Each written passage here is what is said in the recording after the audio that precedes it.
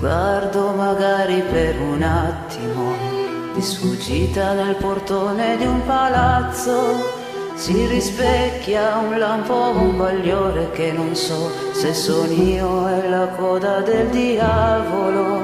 Se mi guardo nell'attimo distratto in cui tento di dominare il vento, quel che vedo non è l'anima di un santo e neanche un incoronato sposo. Se puoi non farmi altre domande, adesso basta, vaghiamo nella nebbia. Nessuno conosce nessun altro, poi guardami negli occhi, è tutto scritto qui. Dammi l'ardore di notti fedeli, scuoti il mio sonno docile dal reso, fa che io ceda a sogni ardenti e dammi amore sì, ma che sia grande, non una storia letta con il testo a fronte, niente schiavitù né tradimenti, e questa è la sottile arte degli amanti.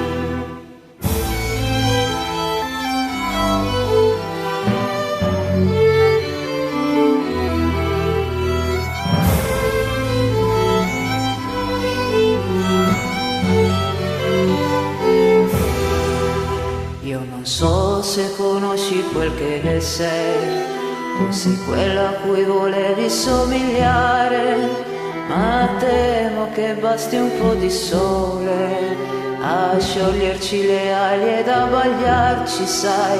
Se poi guardo quell'attimo preciso in cui la distanza tra due punti diversissimi non è più lontana e impercorribile, in quell'attimo le convinzioni cambiano, ma ti prego non farmi altre domande adesso, vedi, non so più neanche parlarne. Nessuno possiede nessun altro, sai, ma guardami negli occhi, è tutto scritto qui. Dammi l'ardore di notti fedeli, scuoti il mio sonno docile dal reso, fa che io ceda a sogni ardenti e dal mio amore sì, ma che sia grande, non una storia letta con il testo a fronte, niente schiavitù né tradimenti, e questa è la sottile arte degli amanti.